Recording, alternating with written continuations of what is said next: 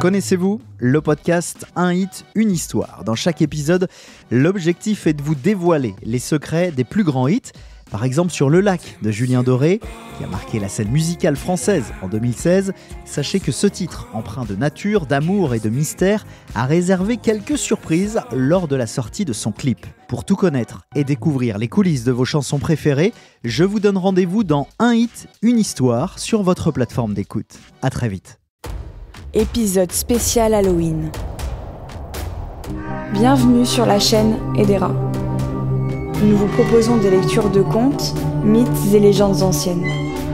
À cette occasion, je vais vous conter une des légendes sur les Dullahan, extrait de l'ouvrage Contes populaires de la Grande-Bretagne, écrit par Lewis Bruyère et paru en 1875. Alors éteignez les lumières, installez-vous confortablement et laissez-nous vous emporter dans cet univers.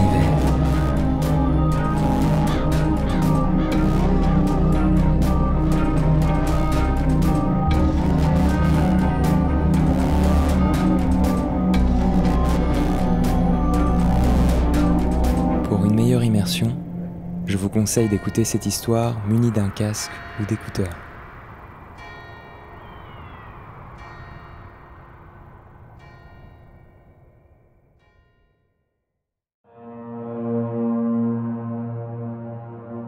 Dullahan signifie un sombre personnage. Les fantômes et les apparitions sont de tous les temps et de tous les pays et semblent inhérents à la nature humaine.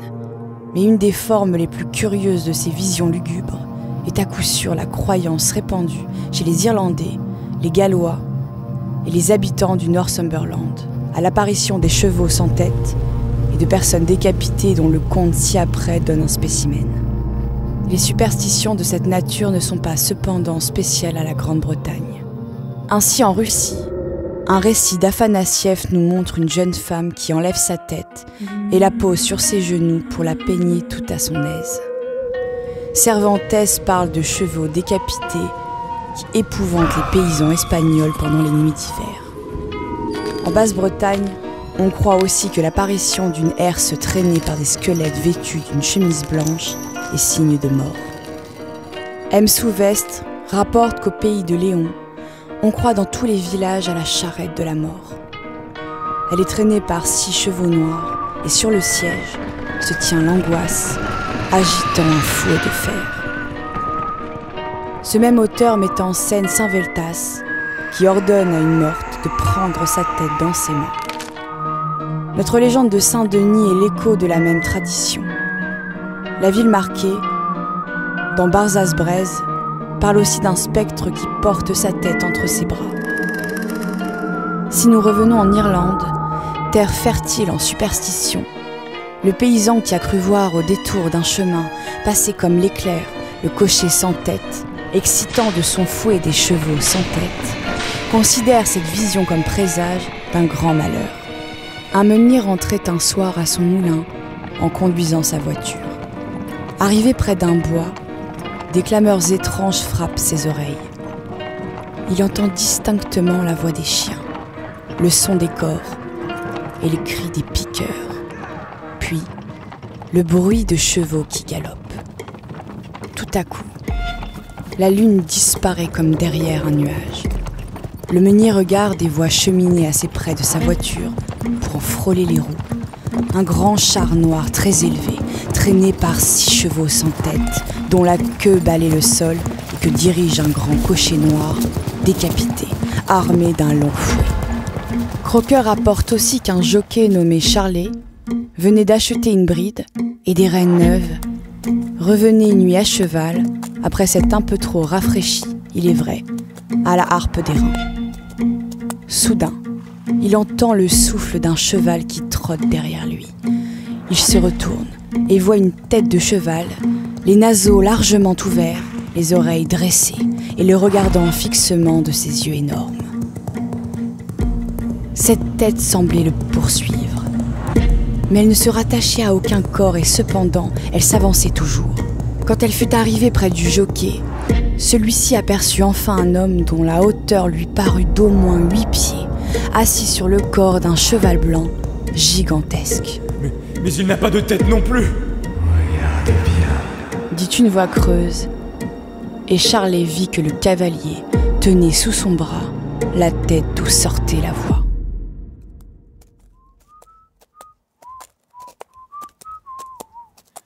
Un maquignon nommé Larry revenait un jour de Cashel, monté sur un mauvais bidet qu'il avait acheté à la foire.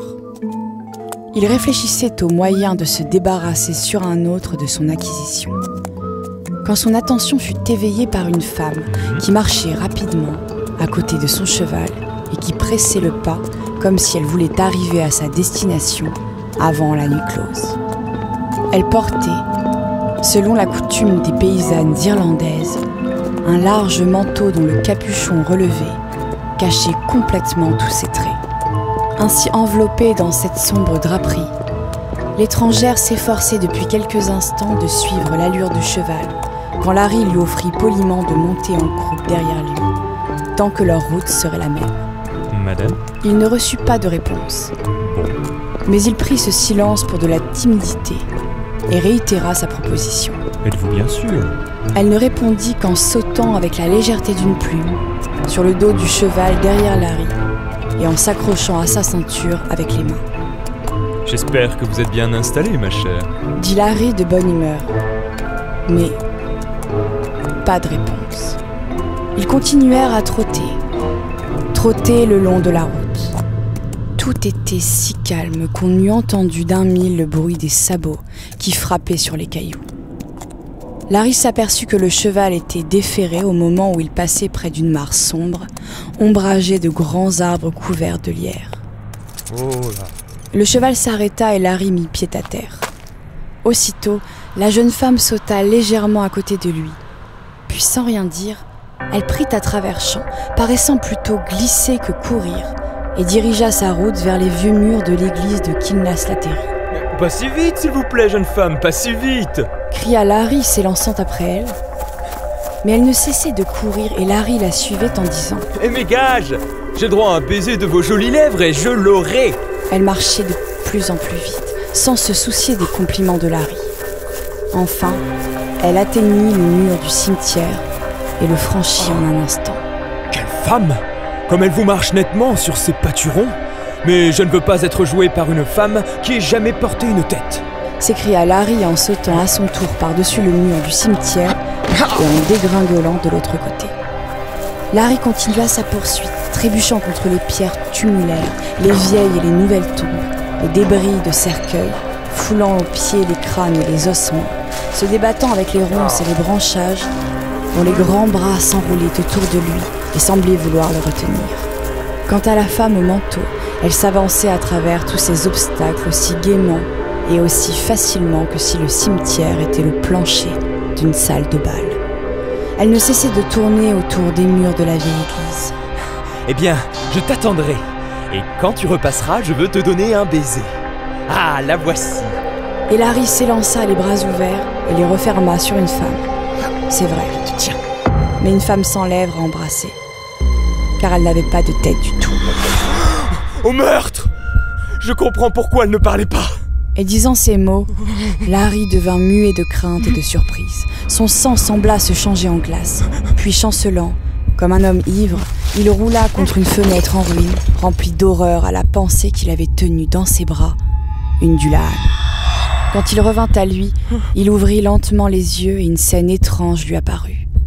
Au milieu des ruines se dressait une vieille roue de torture, ornée de têtes. Pour lui, sans pouvoir remuer aucun membre, la langue clouée au palais, il s'est retrouvé la poitrine appuyée contre le mur, sa tête et son cou pendant d'un côté, tandis que de l'autre, son pied touchait à peine le sol. Il semblait en quelque sorte suspendu par la terreur. Des bruits singuliers assaillirent ses oreilles. Ils finirent par se transformer en tintements de petites sonnettes. Il entendait aussi le bruit d'os desséchés qui claquaient les uns contre les autres. Enfin, une grande cloche lança dans le vent de la nuit son bourdon solennel. C'était un spectre qui sonnait cette cloche quand elle se balançait. Balançait, balançait. Et la chaîne grinçait et la poulie craquait, craquait, craquait. Et à chaque roulement de ce glas de mort, la voûte creuse retentissait, pendant que le battement de la cloche recommençait. C'était une étrange musique pour danser. Néanmoins, ce bruit se dressèrent autour de la roue garnie de crânes, des dames et des messieurs, des soldats et des marins, des prêtres et des publicains, mais tous, sans leur tête. Quelques pauvres squelettes, dont les ossements blanchis étaient mal couverts par des manteaux rongés par les vers et qui n'étaient pas admis dans le cercle, s'amusèrent à se lancer l'un à l'autre leurs têtes sans cervelle, ce qui semblait les réjouir infiniment. Larry ne savait que penser. Un brouillard était sur son cerveau et perdant l'équilibre qu'il avait si longtemps conservé, il tomba la tête la première au beau milieu d'Idulal. Cria chaque tête sans cesser de sauter et de retomber dans l'air. Crièrent-elles toutes d'une voix. Aussitôt, un des joueurs de tête, rattrapant la sienne au vol, la mit sous son bras gauche de peur de la perdre et de sa main droite, tendit une coupe pleine à Larry, qui pour montrer ses bonnes manières, la vida d'un trait. Ah, l'excellente liqueur! Allait-il s'écrier, mais il ne put aller plus loin que... L'excellent! Car il était décapité à son tour, et sa tête commença à danser sur ses épaules comme celle des camarades. Larry n'est pas cependant le premier homme qui a perdu la tête pour avoir voulu regarder au fond d'une coupe pleine. Il ne se rappela plus rien dès ce moment, si ce n'est le bruit des voitures et du claquement des fouets. Quand il reprit ses sens, son premier mouvement fut de se porter la main à son cou, et à sa grande joie, il trouva sa tête à sa place. Il ouvrit les yeux. Il était grand jour. Il était couché dans la vieille église de Kinalasteri, et sa tête, dont il avait pleuré la perte, était tranquillement appuyée par terre. Pauvre jeune homme.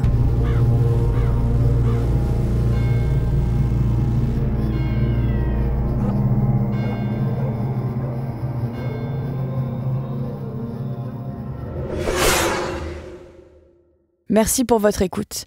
Si ce podcast vous a plu, n'hésitez pas à vous abonner et à le partager autour de vous.